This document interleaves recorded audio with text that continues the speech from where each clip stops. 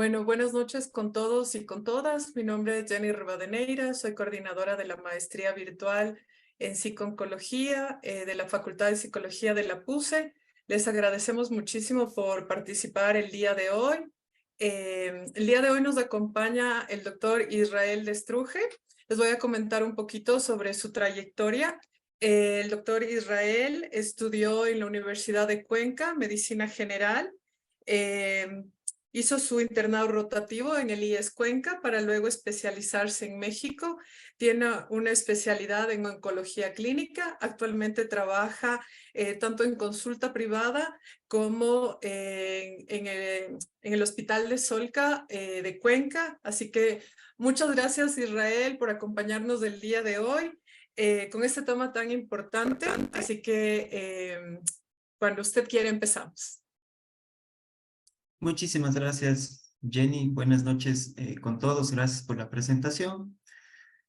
Vamos a ver un poquito de lo que nosotros hacemos y vemos diariamente en cuanto a la parte de, sobre todo, de principios generales en la parte de tratamiento oncológico.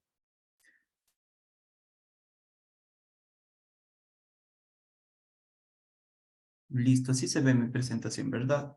Sí. Muy bien, entonces vamos a empezar definiendo qué es el cáncer.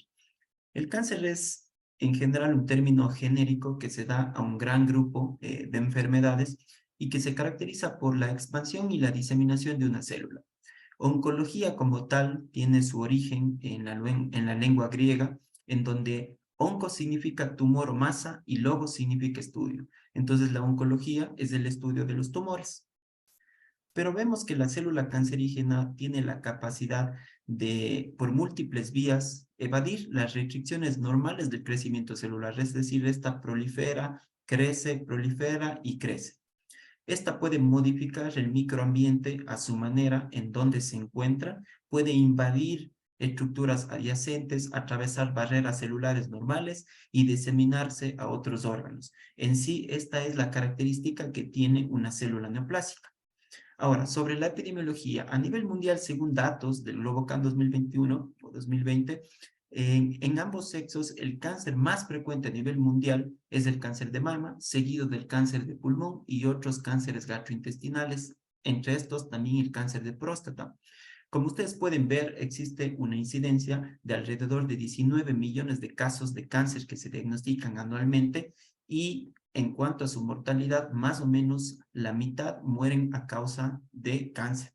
Pero el cáncer más mortal es el cáncer de pulmón. Esto difiere de la incidencia. Cáncer de pulmón, vean ustedes que de todos los tumores es el más mortal, representando más o menos un 18%. Y luego vienen cánceres gastrointestinales, colorectal, hepático y estómago. Ahora, ¿qué pasa en Ecuador? De la población en Ecuador de alrededor de 17 y medio millones de habitantes, se diagnostican alrededor de casi 30.000 casos nuevos de cáncer y de estos 15.000 fallecen a causa del cáncer de manera anual. En general, las estadísticas son muy similares en donde el cáncer más frecuente sigue siendo a nivel de mujeres el cáncer de mama y en hombres el cáncer de próstata y algunos cánceres gastrointestinales. Solo difiere el cáncer de pulmón, no se encuentra entre los tumores más frecuentes, está por debajo, es la única diferencia con el resto del mundo. Pero en cuanto al tratamiento del cáncer, nos referimos. Existen múltiples especialidades y disciplinas para tratar el cáncer. Entonces, el tratamiento del cáncer en sí no se enfoca en una sola especialidad, sino que es multidisciplinario. Cada una de estas especialidades aporta un beneficio al paciente y también el tratamiento sin una de estas sería incompleto. Pero existen tres pilares fundamentales en el tratamiento de un paciente con cáncer: la cirugía, la radioterapia y la quimioterapia. La cirugía es un tratamiento local que se puede utilizar, por ejemplo, para extirpar un tumor que se ve, solo se quita este tipo de tumor y es algo local. La radioterapia es un tratamiento también que se dirige a algún sitio, por ejemplo, si tenemos un cáncer de mama que se extirpa, posteriormente damos radioterapia a esa zona, ¿sí? Es algo localizado. Entonces, Estos dos son tratamientos muy localizados y el tratamiento sistémico se refiere a la quimioterapia y otro tipo de tratamientos. Entonces, estos de aquí atacan células benignas y malignas. Es un tratamiento dirigido a todo el cuerpo, es un tratamiento sistémico. Estos son los tres pilares en general de un paciente con cáncer. Y aquí tenemos una visión general de un paciente, de cómo damos un tratamiento desde el diagnóstico hasta un tratamiento netamente oncológico. Vemos un paciente que se presenta con síntomas gastrointestinales, entre estos puede ser dispepsia, dolor abdominal, náusea, vómito, entre otros. Acude a un médico en donde le hacen estudios, exámenes de sangre, si necesita una endoscopia digestiva alta o una colonoscopia, y en caso de que se vea algún tipo de lesión específica, ya sea en la parte del colon o en la parte del estómago, pues bueno, esta se toma una biopsia, se toma una muestra y se envía donde un patólogo. El patólogo, según las características histológicas o de patología, nos va a decir este es algo maligno o es algo benigno. Si es algo maligno, por ejemplo, en este paciente específico, tenemos un tumor que se llama GIST, un tipo de sarcoma, y entonces, después del diagnóstico histológico, se complementa, el patólogo complementa con otros estudios adicionales para ver qué tipo de cáncer es. Por ejemplo, tenemos ya el diagnóstico histológico que nos dice que es un sarcoma, o un tumor del estroma gastrointestinal, se complementa con algo que se llama inmunistoquímica, en donde se utilizan unos anticuerpos que se dirigen contra las células tumorales. Y así es como ve el patólogo. Si marcan estos anticuerpos, significa que es algún tipo específico de cáncer. En este caso, es algo que está marcando para lo que llamamos CD117. Pero también en esta misma muestra de tejido podemos hacer análisis moleculares mediante secuenciación de nueva generación, mediante reacción en cadena de polimerasa, algún método molecular que se pueda utilizar. Y en este mismo de tumor se sabe que hasta el 90% tienen alguna mutación en un protoncogen que desencadena la proliferación, crecimiento y supervivencia de la célula. Por ejemplo, el análisis molecular en este tipo específico de tumor sale que tiene una mutación en algo que se llama KIT, que es un gen, ¿sí? Y entonces estos genes, cuando están presentes, pueden ser susceptibles de algún tratamiento dirigido, es decir, de un tratamiento anti-KIT, anti-generador de crecimiento. Por ejemplo, imatinib en este caso, que es un tipo de tratamiento que damos. Entonces ya tenemos un paciente que llega con esos síntomas, se hace el diagnóstico histológico, molecular, y luego hacemos estudios de estadiaje para ver si el cáncer se encuentra localizado o el cáncer es ya avanzado metastásico. Si el cáncer es localizado, significa que va a ser susceptible de un tratamiento curativo. Y entonces, el tratamiento curativo es tratar de extirpar el tumor, dando tratamientos antes de la extirpación del tumor o después de la extirpación del tumor. Y si tenemos una enfermedad ya metastásica, que es una etapa 4 del cáncer, lo que queremos es tratar no de eliminar el tumor o de erradicar, sino más bien de controlar, de que no siga proliferando, de que se detenga en el sitio en donde está. Y para esto utilizamos tratamientos sistémicos, múltiples tratamientos dirigidos que ya iremos viendo más adelante. Es así más o menos la visión general de cómo tratamos a un paciente oncológico. Entonces hay algunos conceptos importantes que tenemos que tener en cuenta. El objetivo principal del tratamiento es erradicar la enfermedad si ésta se encuentra en una etapa localizada o localmente avanzada. Y de controlar el tumor si ya estamos ante una etapa avanzada o metastásica. Por lo tanto, hablamos de adyuvancia, hablamos de no adyuvancia y hablamos de tratamiento paliativo. Entonces, un tratamiento adyuvante, lo que se define esto es un tratamiento que se da posterior a un tratamiento local. Es decir, tratamiento local, les había comentado que puede ser la cirugía o puede ser la radioterapia. Posterior a esto, cualquier tratamiento adicional que se dé es un tratamiento adyuvante. ¿Y qué hacemos con este tratamiento adyuvante? ¿Cuál es el objetivo? Es tratar de retrasar un poco o tratar de retrasar de que el cáncer regrese, tratar de evitar las recurrencias del cáncer, ya sea local o ya sea en otros órganos. Todo esto con el objetivo siempre de mejorar la supervivencia global del paciente. Tratamiento neoadyuvante. Neoadyuvante, neo, es algo que se da antes de un tratamiento local. Por lo tanto, el objetivo de este tratamiento antes de extirpar el tumor, por ejemplo, ¿sí? Hace posible determinar si el tumor es sensible al tratamiento que estamos dando, Si es un tumor de mama, por ejemplo, y damos un tratamiento antes de la cirugía, vemos si el tumor se reduce y podemos conservar la mama, ¿sí? Hace posibles cirugías conservadoras y con esto podemos lograr a veces que el tumor desaparezca. Se ha visto que si dar un tratamiento antes y el tumor desaparece, estos pacientes tienen mayor supervivencia. Un tratamiento definitivo, a veces nos encontramos con tumores que no son resecables, no se pueden quitar, pero tampoco son metastásicos, sino son localmente avanzados. Entonces damos tratamientos radicales definitivos y en este caso podemos combinar la quimioterapia y la radioterapia. Y con esto controlamos la enfermedad. Y hablamos de una enfermedad metastásica cuando tenemos una etapa 4 del cáncer, en donde no necesariamente estos pacientes son terminales, están en un buen estado funcional y lo que hacemos es dar tratamientos paliativos para mejorar la supervivencia de estos pacientes, para paliar los síntomas si es que tienen alguno y con esto mejorar la calidad de vida. Y por lo tanto, lo que hacemos es mejorar el tiempo en que el cáncer avanza porque damos un tratamiento, el cáncer tumor puede avanzar, necesitamos otro tipo diferente de tratamiento. Y es por eso que nosotros podemos medir estos tipos de tratamientos con algo que se llama supervivencia libre de enfermedad. Es decir, es el tiempo en que damos estos tratamientos adicionales y el cáncer regresa. O en un paciente que de inicio es metastásico, lo que queremos medir es el tiempo en que el tumor tarda en avanzar. A esto se denomina supervivencia libre de progresión.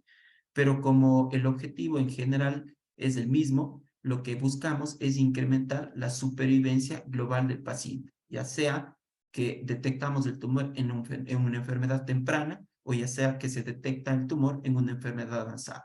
El objetivo siempre va a ser el mismo, incrementar la supervivencia global de los pacientes. Por ejemplo,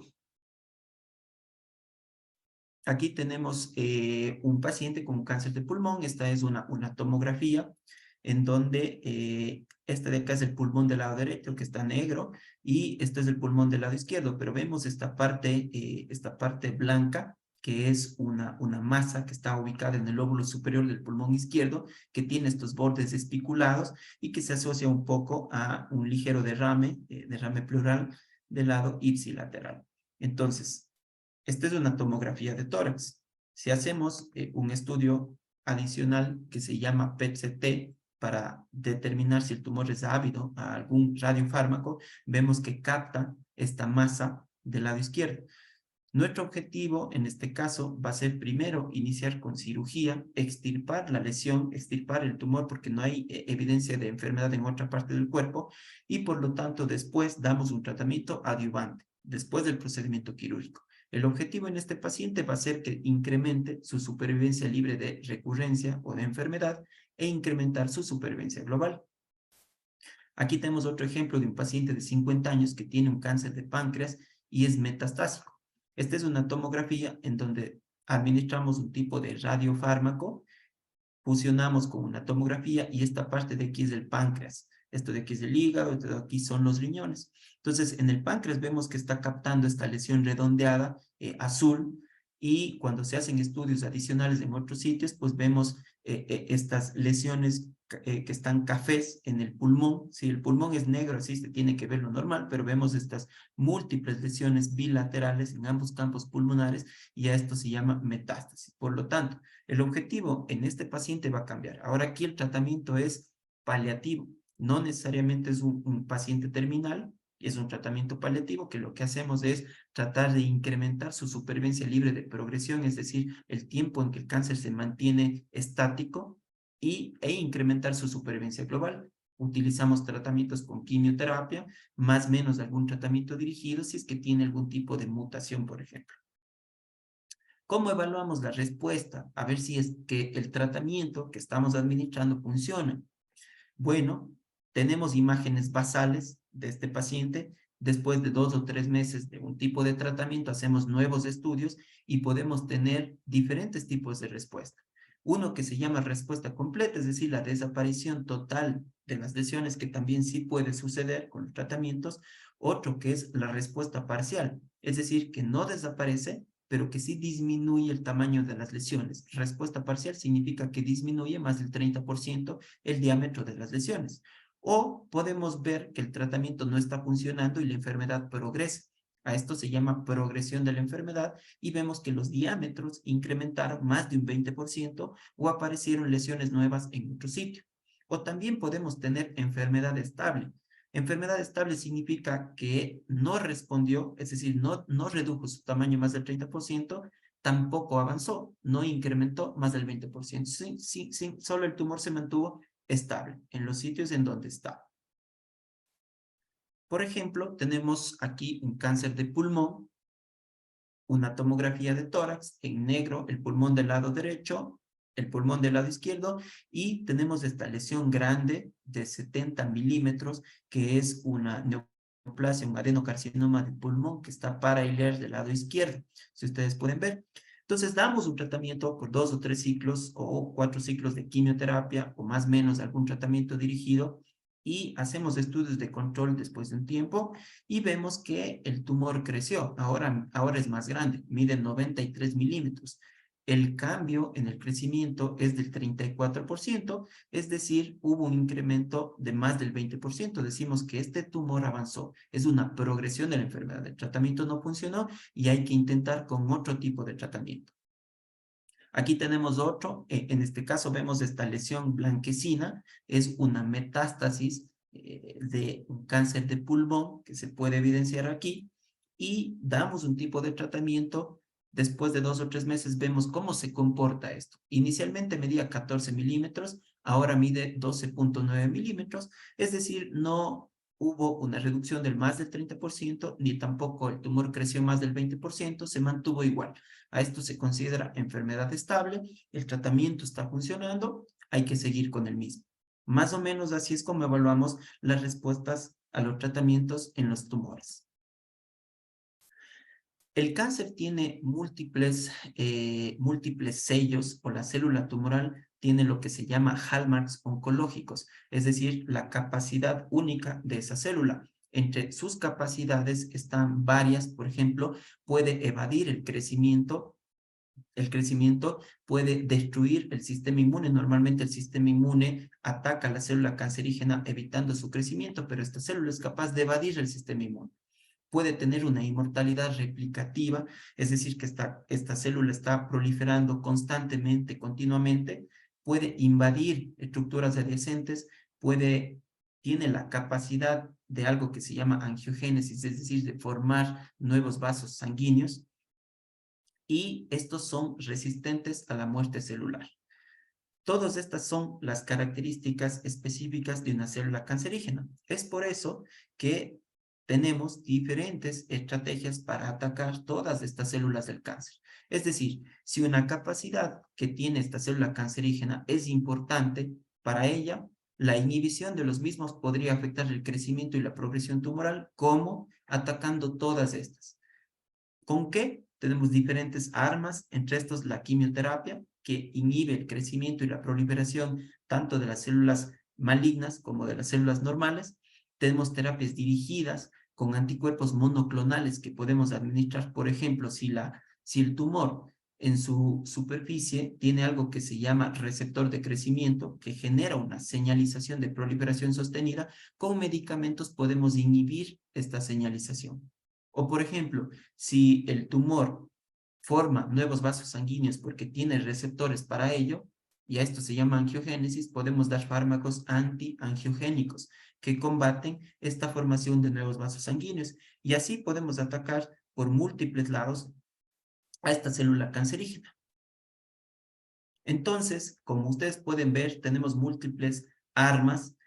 Todas estas se unen para atacar con un mismo objetivo: la cirugía, la quimioterapia, la radioterapia, la inmunoterapia, terapias blanco, todos estos de aquí con un mismo objetivo. Hablando rápidamente de un poco sobre quimioterapia, ¿sí? Durante la Segunda Guerra Mundial hubo marineros que se expusieron incidentalmente a algo que se llama mostaza nitrogenada, que es un gas. Después de la explosión, se vio que ellos desarrollaron disminución de las células de las defensas, de hemoglobina, de plaquetas y toxicidad en la médula ósea. Y entonces este descubrimiento llevó a que se desarrollen ensayos con este fármaco. En 1942, en la Universidad de Yale, para tratar linfomas.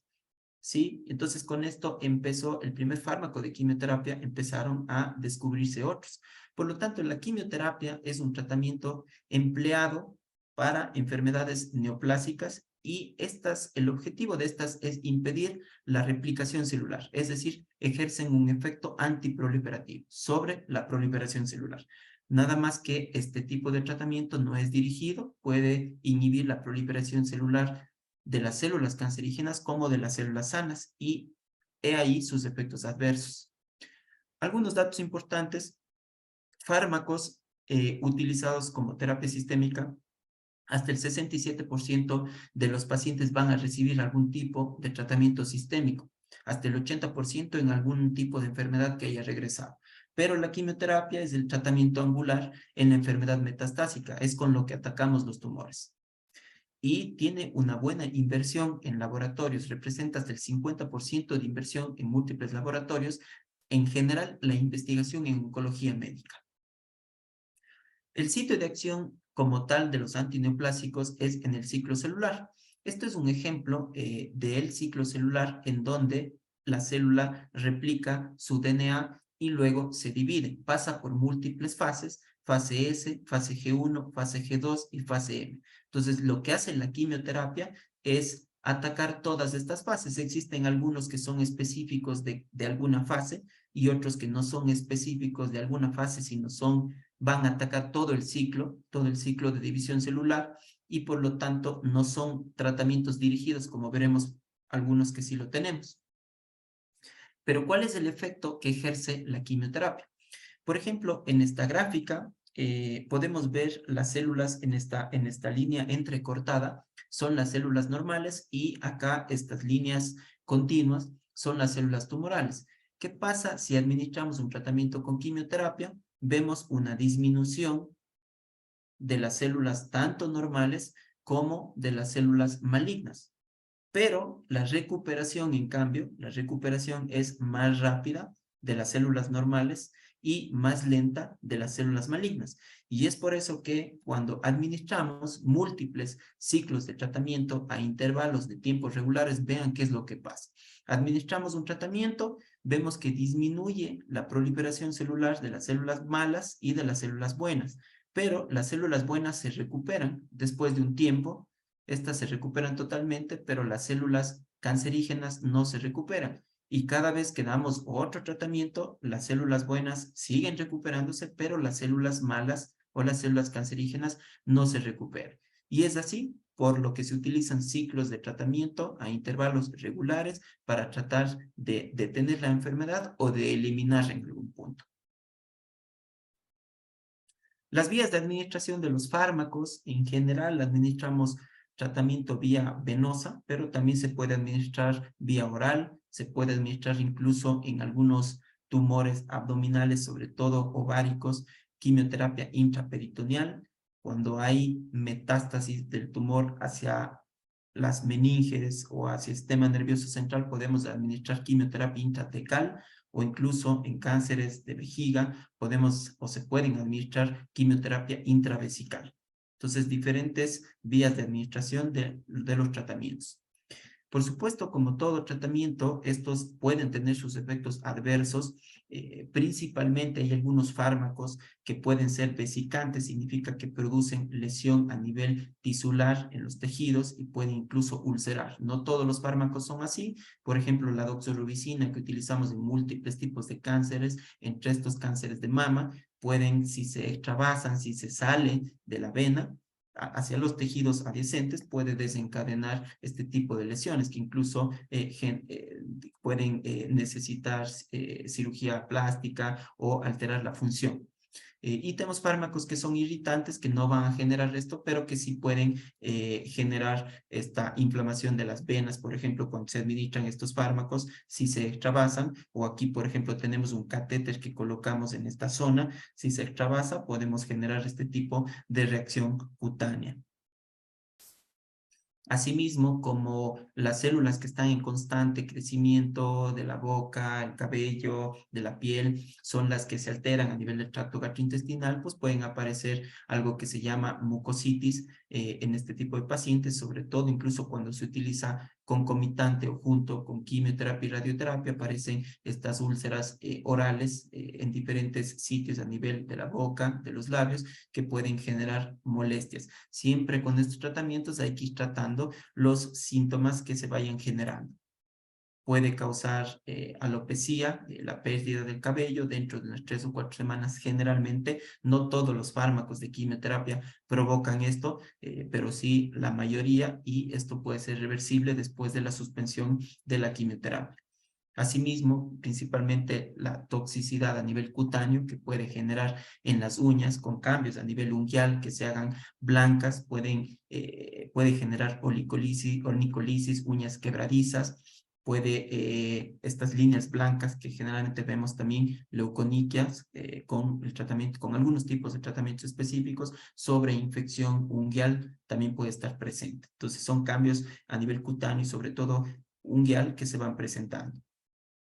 Asimismo, existe un tipo de tratamiento, por ejemplo, que se llama capecitabine y que puede generar algo que se llama síndrome mano-pie, con una inflamación a nivel de las manos, con edema, se enrojecen las manos, empieza a doler un poco, o puede hiperpigmentarse, las manos se vuelven negras, incluso algunas personas llegan a perder la parte de las huellas.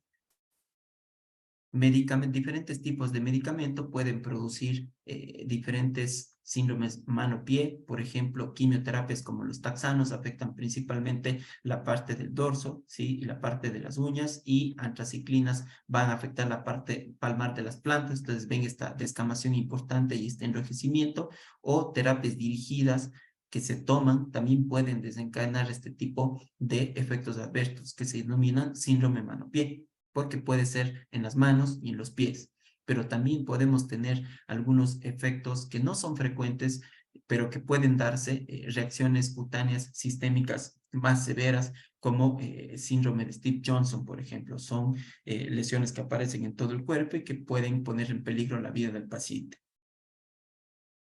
Otro tipo de toxicidad es la toxicidad gastrointestinal. Llegan a tener vómito, no todas las quimioterapias tienen la misma capacidad emetogénica, pero llegan a producir vómito. El vómito agudo, que es antes de las 24 horas, o el vómito tardío, más o menos después de las 24 horas, y el retardado, que puede pasar hasta 3 a 6 días. E incluso el saber que un paciente va a administrarse, que va a recibir un tratamiento con quimioterapia, puede haber un vómito que se llama anticipatorio, que aparece antes de la administración de la quimioterapia.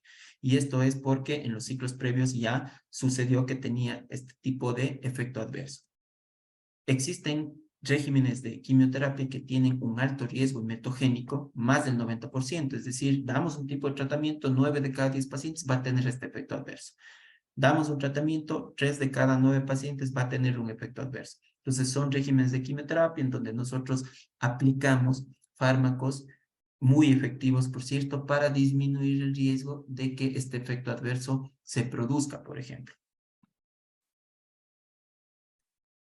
La toxicidad hematológica que frecuentemente vemos con los tratamientos, porque empiezan a bajar neutrófilos, empieza a disminuir la hemoglobina, empiezan a afectarse las plaquetas, y se necesita un cierto número de neutrófilos para nosotros poder seguir administrando los tratamientos, pero podemos administrar o podemos ayudarnos con factores estimulantes de colonias de granulocitos, es decir, que van a incrementar las defensas durante los tratamientos, y esto disminuye el riesgo de que el paciente se pueda complicar con algún proceso infeccioso, o de que podamos retrasar los tratamientos porque las defensas están bajas, por ejemplo.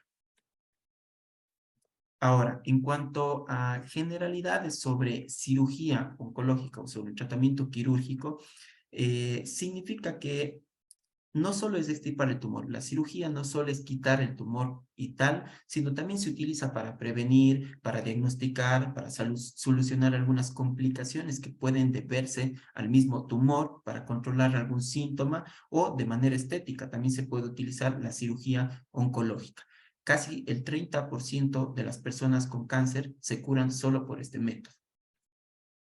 Entonces, durante los tipos de cirugía que vamos a aplicar, podemos utilizar para el diagnóstico, podemos utilizar para estadificar la enfermedad, es decir, si está localizada o está en otros sitios, podemos utilizar cirugías preventivas o profilácticas cuando hay alguna mutación que se hereda y sabemos que el riesgo de cáncer es muy alto. Por ejemplo, si tenemos una mutación BRCA en una paciente en donde sabemos que el riesgo de cáncer de mama es del 80%, podemos hacer cirugías profilácticas, mastectomías profilácticas, cirugías curativas o radicales, cirugías paliativas. Si hay una obstrucción en el abdomen por algún tipo de tumor, podemos paliar este síntoma con un tipo de cirugía.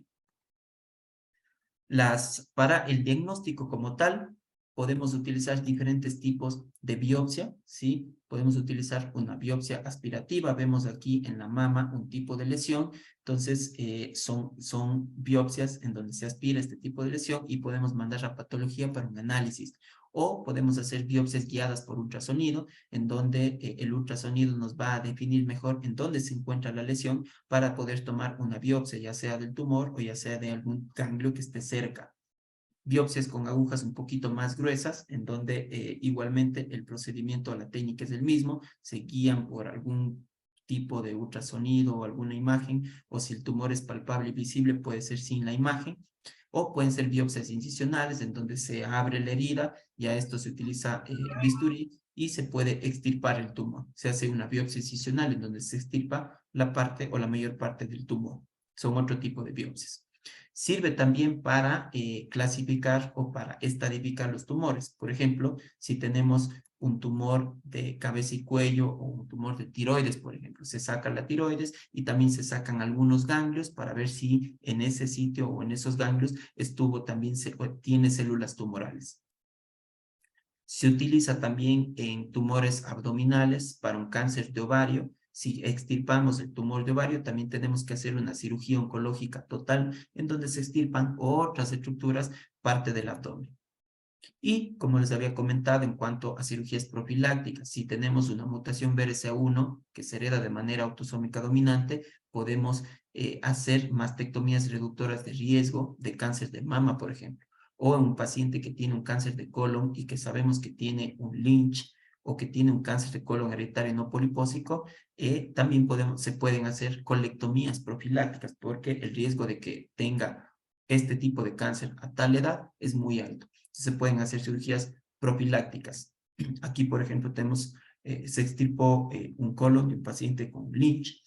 En cuanto a la cirugía curativa, la cirugía curativa como tal es tratar de extirpar toda la pieza quirúrgica sin dejar márgenes alrededor y tratar de extirpar ganglios que se encuentran alrededor o si se encuentra invadiendo algunas estructuras adjacentes, tratar de retirar todo.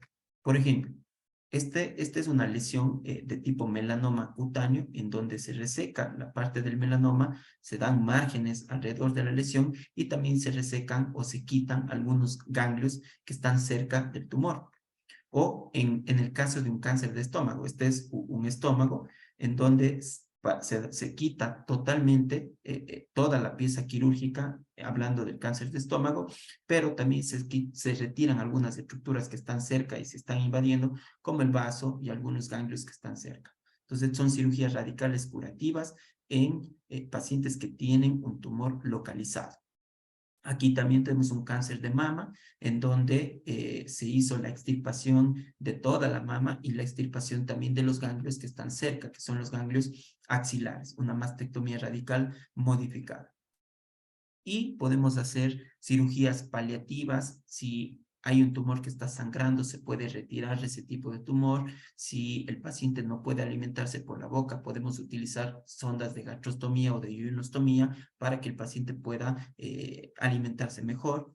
Si tenemos un tumor que está en la vía biliar, se pueden hacer descompresiones de la vía biliar mediante procedimientos quirúrgicos.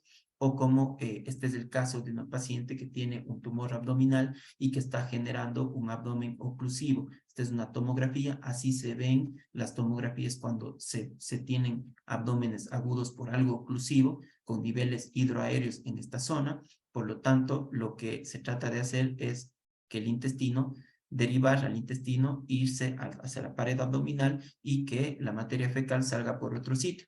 Entonces, aquí se deja algo que se llama estoma, una colostomía. Y lo que es algo paliativo, lo que se hace es cortar una parte del intestino que está por encima de la oclusión y dejarlo sobre la piel. Entonces son múltiples, en múltiples situaciones en donde se utiliza este procedimiento o los procedimientos quirúrgicos. No solo es extirpar el tumor, sino muchas cosas que se pueden hacer. En cuanto a radioterapia como tal, el 50% de los pacientes con cáncer recibirá radioterapia en el curso de la enfermedad y esto contribuye a un tratamiento curativo hasta en el 40% de los casos. El objetivo principal, así como de la quimioterapia, es inhibir la proliferación. Este actúa a nivel del DNA, inhibiendo la división celular. Las radiaciones son una forma de energía que se transmite por medio de ondas electromagnéticas, pueden ser fotones o pueden ser por medio de partículas, pueden ser protones, pueden ser neutrones, ¿sí? Y es una energía que se propaga de una fuente a otra. Estas radiaciones que se utilizan para fines médicos son algunas partículas que se cargan de electrones, otras que se cargan de rayos X, otras que pueden ser neutrones. En general, la radioterapia en oncología es una modalidad clínica que utiliza las radiaciones ionizantes en el tratamiento de pacientes con neoplasias. Estas radiaciones depositan energía o radiación en este tipo de células y lo que hacen es dañar el DNA. Directo, dañan el DNA, bloquean la capacidad de la célula para dividirse y podemos dar un tipo de radiación que es externa, ¿sí? Ya vamos a ver las máquinas que se pueden utilizar, una radiación que es externa, o podemos utilizar una radiación incluso que es más localizada, que es braquiterapia o radioterapia o teleterapia. Entonces, el efecto de la radiación principalmente en el ciclo celular es durante las fases que mayor proliferación tienen, es decir, en la fase G2 y en la fase M. Las células están en constante proliferación y por lo tanto aquí es en donde la radioterapia actúa mejor.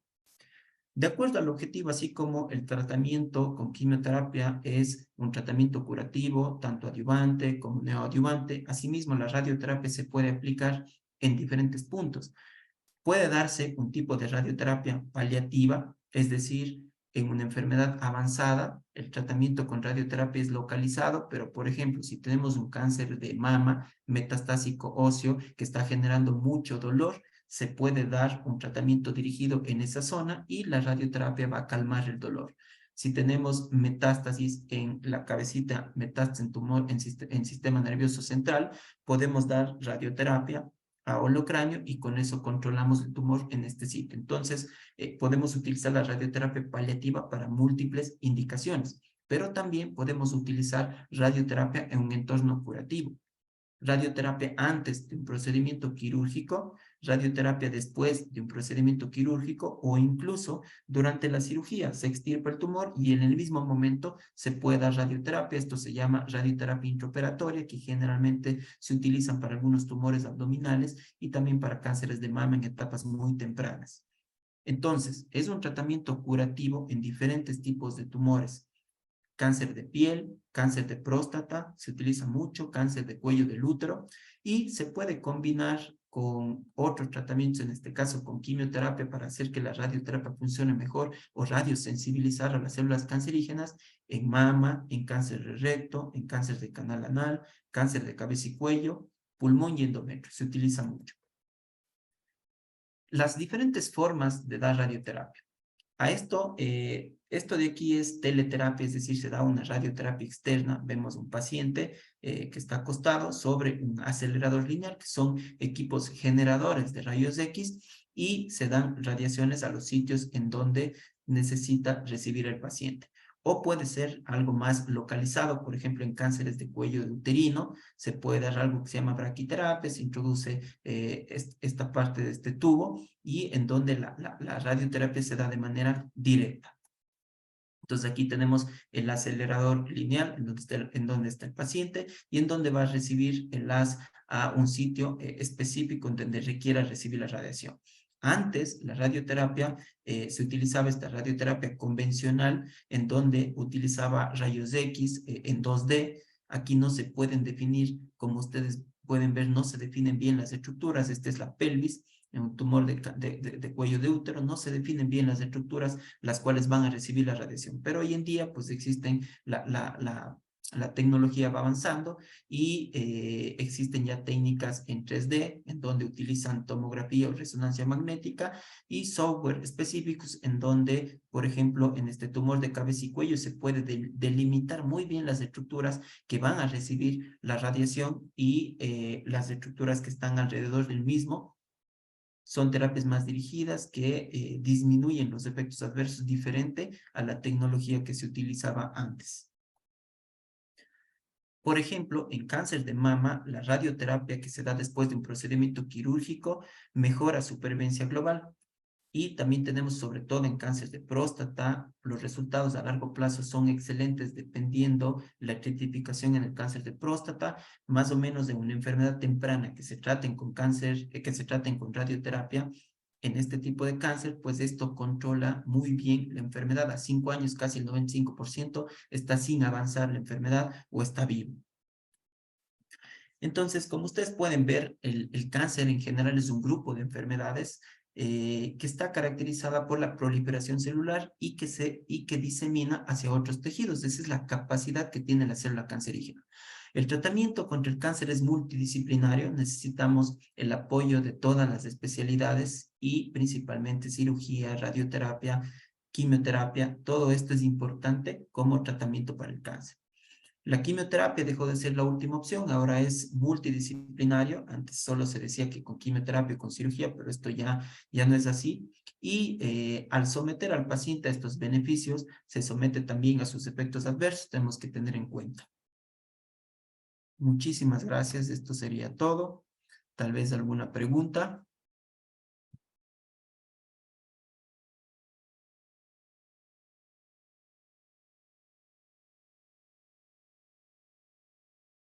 Muchas gracias, Israel, por la explicación. Lo hace que suene tan sencillo. Muchísimas gracias. No sé si las personas que están, mira, te aplauden. No sé si las personas que están participando tienen preguntas. Pueden escribirlas en el chat para yo irlas leyendo y que el doctor Israel las pueda ir respondiendo. Tenemos a alguien de Brasil también que nos acompaña desde Salvador de Bahía. Boa noite. Muito obrigado. Muito obrigado es en portugués. Muchas gracias. Israel, yo sí tengo una pregunta, hasta que se animen a preguntar. Todo estuvo clarísimo, pero ¿por qué desde su mirada médica, desde su especialidad como oncólogo, por qué es necesario que los profesionales, psicólogos, psicólogas que se están formando como psicooncólogos tengan bases biomédicas? ¿En qué Bueno, ayuda su práctica? claro, como les expliqué o como usted pudo ver, el tener una enfermedad oncológica no significa muerte, ¿no? O sea, hay múltiples etapas del cáncer, pasan por varios procesos, entonces, y se utilizan diferentes modalidades de tratamiento y tratamientos en sí. Tener una idea a grandes rasgos de lo que es en sí el paciente oncológico va a ayudar a la persona, en este caso a los especialistas, psicooncólogos, psicólogos, hasta qué punto van a entender a la paciente, ¿sí? O de qué forma van a poder llegar a este tipo de paciente, porque no es lo mismo que un paciente tenga una enfermedad localizada y que sepa que se va a curar, a otra persona que tenga una enfermedad avanzada, metastásica, que sabe que no se va a curar, pero que con los tratamientos puede controlarse la enfermedad, no van a ser los mismos comportamientos emocionales de cada uno. Entonces, siempre es bueno tener estas bases biomédicas para tratar de entender todo eso y desde su punto de vista tener diferentes enfoques con cada paciente al que se encuentra. Ujú. Yo entiendo, Israel, que usted hace práctica también en la parte privada y en hospitales. Desde su perspectiva, seguramente hay casos que reciben acompañamiento psicológico, psico-oncológico y otros pacientes que no lo reciben. ¿En quién cree usted que hay mejores resultados en adhesión al tratamiento? Bueno, sí, claro. En general, ya desde la práctica actual, todos los pacientes, desde el inicio del diagnóstico, tienen que tener el apoyo del psicólogo, del psicooncólogo y en general de todas las especialidades. Todas tienen que entrar, no hay una especialidad que entre en la mitad del tratamiento al final. Se ha visto que los mejores resultados son cuando se hace desde el inicio. El impacto va cambiando, sobre todo en el comportamiento emocional del paciente y no solo del mismo paciente, sino de las personas que están alrededor. Esto va a hacer que se adhieran a los tratamientos, que el sistema inmune se comporte de una manera diferente. Todo esto ayuda y todo esto es un apoyo, pero desde el inicio definitivamente.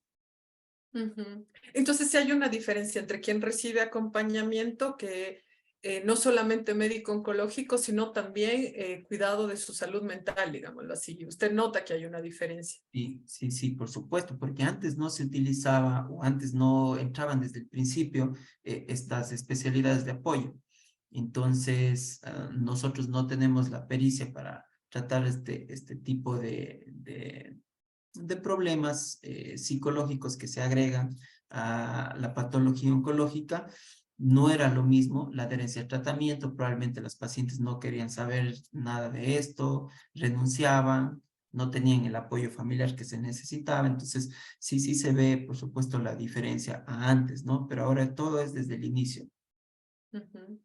Ok, estoy preguntando solo yo, entonces no sé si alguien más quiera preguntar. Por ahí veo nombres conocidos, Evelyn, Mateo, vi también a Ivonne y otras personas que no, que son nuevas. Entonces, no sé si quieren incluso prender sus micrófonos, escribir por el chat. Carolina parece que se va a animar a preguntar. Carolina es docente de la facultad.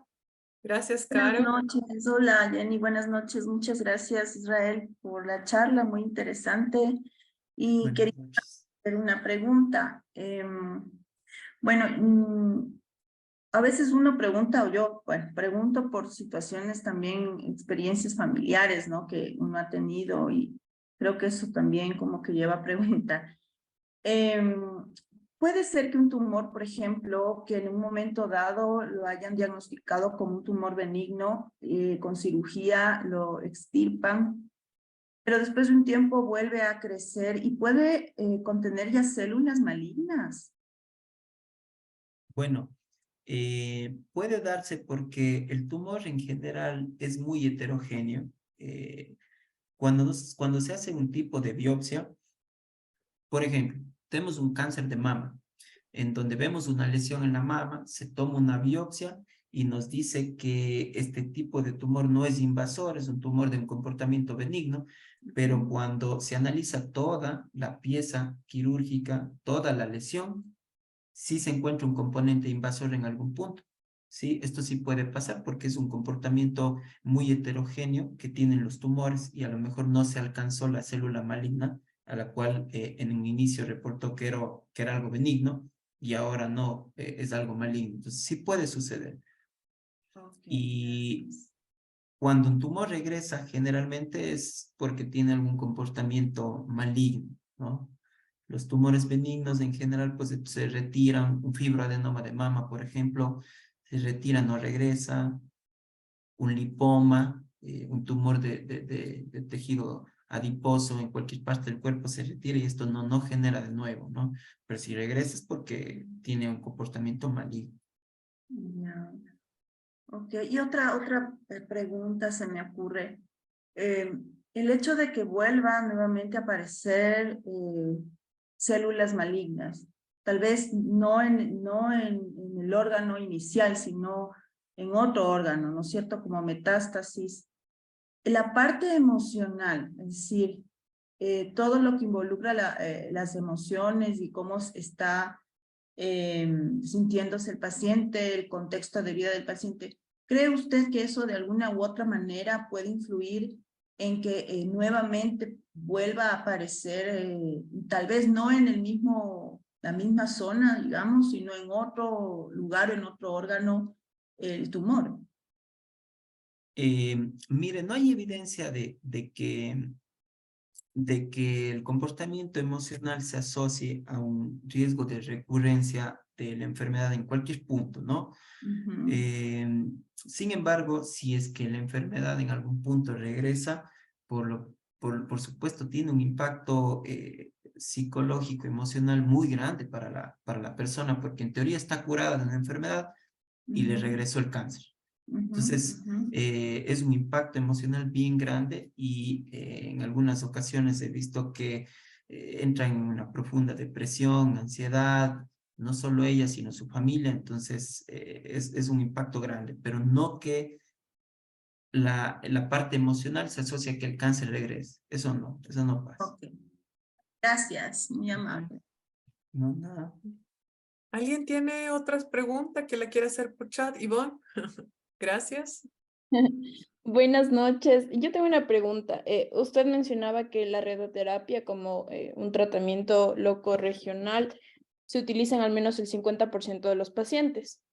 ¿Qué pasa con el otro 50% de pacientes o por qué es que en ellos no se usa este tratamiento? Sí, la radioterapia tiene sus indicaciones, al igual que la quimioterapia, al igual que la cirugía. Por ejemplo, en algún punto, este tratamiento oncológico se va a utilizar en el 50% de pacientes porque si tenemos un cáncer de mama, por ejemplo, de manera muy temprana, puede que solo con cirugía se cure y ni siquiera necesite quimioterapia adyuvante esta paciente, porque no tiene las características de alto riesgo de que el cáncer regrese para nosotros darle quimioterapia, ni tampoco tiene las características de alto riesgo de que el cáncer regrese para dar radioterapia. Es decir, no necesita un tratamiento adicional. Entonces, desde ese enfoque es más o menos el uso de los tratamientos. Se dice que un 50% porque el otro 50% no va a necesitar y el otro 50% en algún punto sí puede necesitar radioterapia antes de la cirugía, después de la cirugía, radioterapia paliativa, ¿sí? En diferentes etapas de la enfermedad. Más o menos así, no sé si me hago entender. Sí, bastante bien, gracias. Sí. ¿Alguien más tiene otras preguntas? Mateo. Sí, buenas noches primero con todos. Muchas gracias por la explicación, Israel. Mi pregunta va un poco dirigida al tema de cómo se manejan las expectativas de procedimiento que se realiza en esto del tema de trabajar con el cáncer. Por ejemplo, ¿qué expectativas tiene el paciente respecto al tratamiento, la curación que tú nos comentas con respecto a este tratamiento ya localizado? ¿Cómo se maneja el tema de expectativas con los pacientes? Claro, bueno, siempre a un paciente se le explica en qué etapa está su cáncer, ¿no? Generalmente desde la etapa 1 a 3 son etapas curables. Todos los tratamientos que se hagan multidisciplinarios, radio, quimio, cirugía, son para curar. Y se explica muy bien al paciente que este es un tratamiento con intención curativa, si es que se somete a todos estos tratamientos. Y en una etapa 4, pues es un tratamiento en donde no podemos curar. Hay algunas excepciones, hay algunos tratamientos que se ha visto que incluso a pesar de que estén en etapa 4 avanzada metastásica, los tumores desaparecen, ¿no? Pero son excepciones a la regla. Entonces, y de las etapas 1, 2 y 3, el riesgo de que el cáncer regrese no es el mismo en una etapa 3 que en una etapa 1, por ejemplo. Entonces, todas estas estadísticas, dependiendo del tipo de tumor, nosotros ya las tenemos claro por los estudios que se han ido realizando de todos los tratamientos que tenemos a la mano y es por eso que se dan ese tipo de tratamiento porque sabemos que funciona de tal manera que va a regresar el cáncer en algún punto, no sabemos en quién, eso es imposible saber, pero sabemos en qué porcentaje probablemente sí regrese, en qué porcentaje se curan Todo eso nosotros ya sabemos y comentamos con el paciente antes de, o en la consulta oncológica, antes de iniciar los tratamientos. Entonces, todo eso el paciente ya sabe. Pronóstico, hablando de pronóstico de su enfermedad. Gracias, Israel. ¿Alguien más quiere hacer alguna pregunta? Están tímidos, se lo explicó, les quedó claro. Pero yo tengo una pregunta, Israel, para ir cerrando hasta que alguien se anime o si no ya despedirnos. Y es, una de las propuestas justamente es que el equipo sea interdisciplinario en el mundo ideal o por lo menos multidisciplinario. Y parte de las labores del psicooncólogo, de la psicooncóloga, es justamente el acompañamiento a los equipos de atención. Porque hablamos de las expectativas del paciente, las expectativas de la familia, pero ¿qué pasa con los oncólogos? ¿Qué pasa con los equipos médicos que tienen que dar estas noticias, ¿no? Que algunas son como positivas, usted si el cáncer no necesariamente equivale a muerte, hay tratamientos, pero ¿qué pasa con el equipo? ¿Apoyan los psicooncólogos? ¿Cuál es su perspectiva, Israel? Bueno, en países en donde la medicina es un tanto diferente, eh, y sobre todo en donde hay, por ejemplo, un número definido de pacientes que se pueden ver en consulta, es un poco más laxo el tiempo para ver a algún paciente. Sí hay equipos en donde las noticias no la da un solo médico, oncólogo, un médico de cirugía, el que lo ve de primera vez, sino es un equipo que se maneja. Y no solo hablo de psicooncólogo, del oncólogo, del cirujano, sino también el apoyo con todo el equipo médico de medicina paliativa, de control, de médico que controla el dolor. Entonces, todo eso es un equipo y todo ese equipo en algún punto habla, conversa con el paciente, pero esto es, como le digo, en países en donde la medicina es un poco más desarrollada, más laxa, se tiene más tiempo. Aquí, en el servicio público, no es posible esto. Entonces, no sucede con todos los pacientes, pero en algunos sí, claro, las noticias se dan en conjunto, sobre todo cuando están hospitalizados, pero en general las noticias son aisladas por cada médico que se pueda o que tenga el primer contacto el paciente. Sin embargo, sí pasa por todos los servicios, eso sí sucede. Eso sí sucede que pasa por lo médico, por lo otro médico. Se envía, como es interdisciplinario, se envía con todos. Eso sí sucede. No todos al mismo tiempo, como en algunos otros países, pero sí sucede que todos los médicos, o es valorada por todos los médicos, como es interdisciplinario. Y el equipo médico, el equipo de atención, el equipo que acompaña, ¿necesita apoyo psicológico? Bueno, siempre tenemos que aprender la forma en que damos las noticias, en que lidiamos con este tipo de pacientes, porque no es como una enfermedad común, son noticias impactantes, carga de trabajo extenuante. A veces vemos en consulta muchos pacientes y pues la energía que se genera, pues a veces nos pasan a nosotros, es como si absorbiéramos.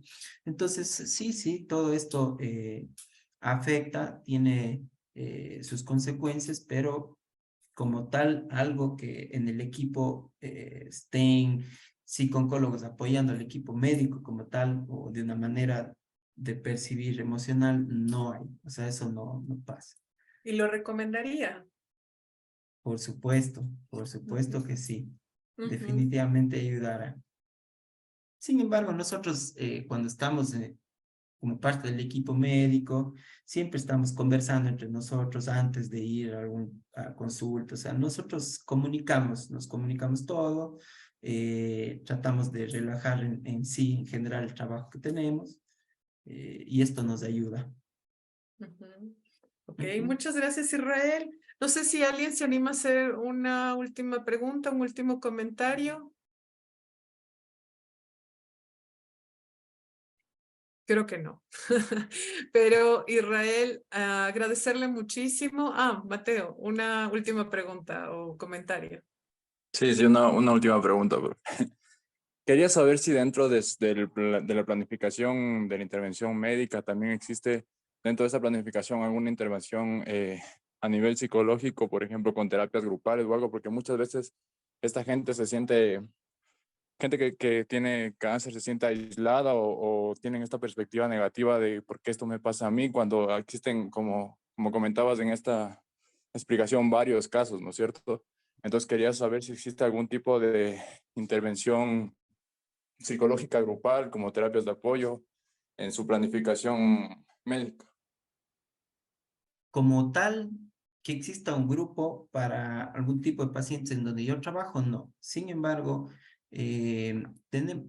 tenemos grupos y hay un grupo de pacientes supervivientes de cáncer de mama, por ejemplo, en un sitio en donde yo nací que se llama Gualaceo. Entonces ahí es un grupo de múltiples mujeres que han pasado por estas situaciones. Entonces es un grupo de apoyo, ¿sí?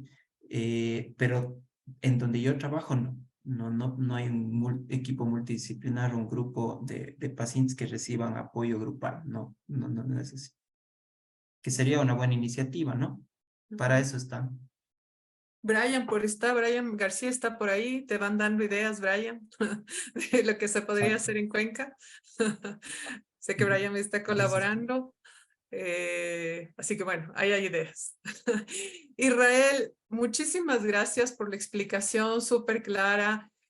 Aquí hay estudiantes PUSE, estudiantes de la maestría, digo, estudiantes PUSE de pregrado, estudiantes PUSE de posgrado y otros nombres que me resultan nuevos.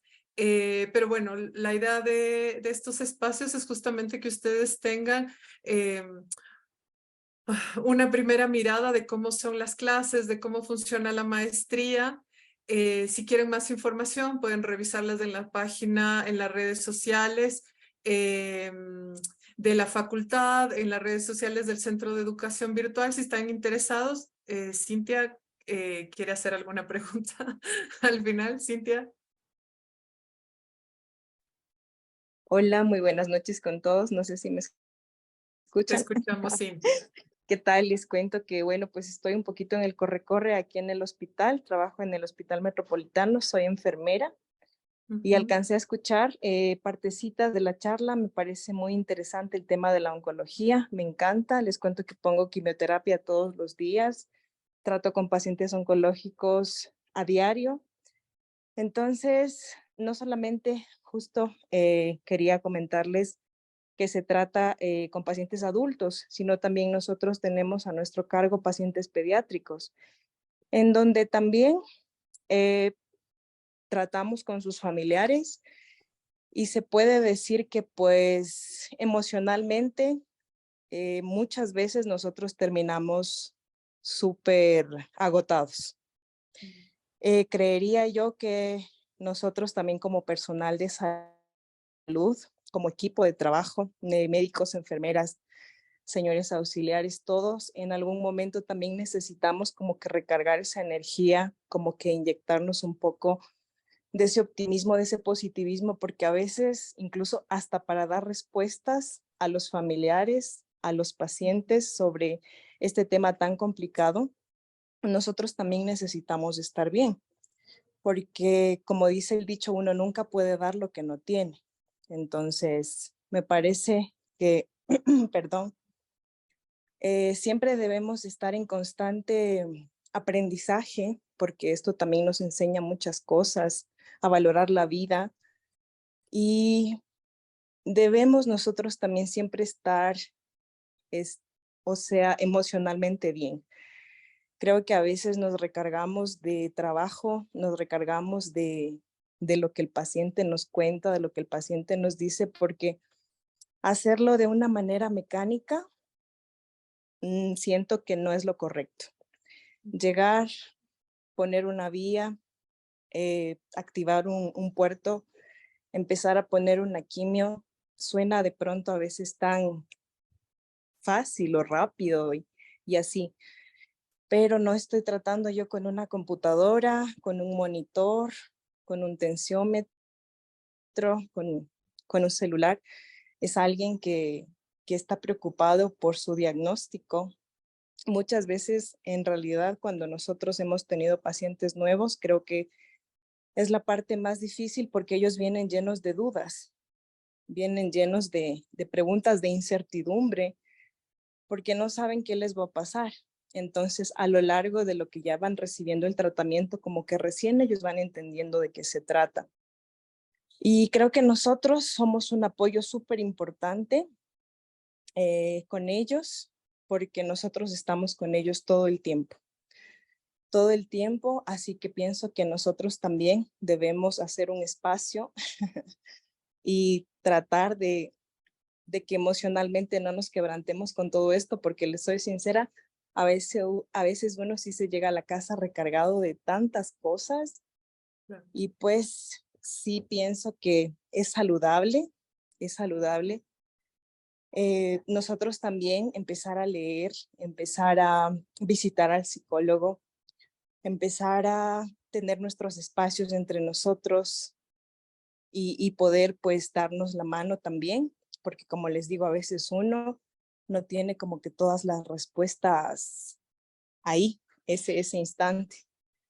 Pero pienso que si todos trabajamos en equipo y si nos ponemos como objetivo pues ese bienestar bonito de verle a nuestro paciente progresar cada vez, pienso que es lo mejor. Así que me ha gustado mucho la charla, tocar estos temas es muy lindo, como que sensibiliza también, como que nos hace entender que hay gente que está preocupada y pues nada, seguirnos preparando y brindar siempre lo mejor a nuestros pacientes. Muchísimas gracias, Cintia, por el comentario y la reflexión, por compartirnos también su experiencia y darse tiempo en la vida hospitalaria. Israel, muchísimas gracias por su tiempo, por la explicación, fue clara. Las personas que están aquí, bueno, las que nos escucharán o nos están viendo también, comentarles, o sea, esta es una primera mirada de cómo son las clases de la maestría, de algunos temas que se han propuesto. Muchísimas gracias a todos y a todas, que tengan buena noche y la información la pueden revisar en el chat, la pueden revisar en las páginas oficiales de la universidad, del Centro de Educación Virtual, de la Facultad de Psicología y bueno, estamos aquí para poder dar respuesta también. Así que muchas gracias, buena noche. Buenas Israel, hay noches. mensajes para usted ahí. Aplausos también. Gracias, gracias. Nos vemos. Muchísimas gracias. Hasta luego. Buenas noches.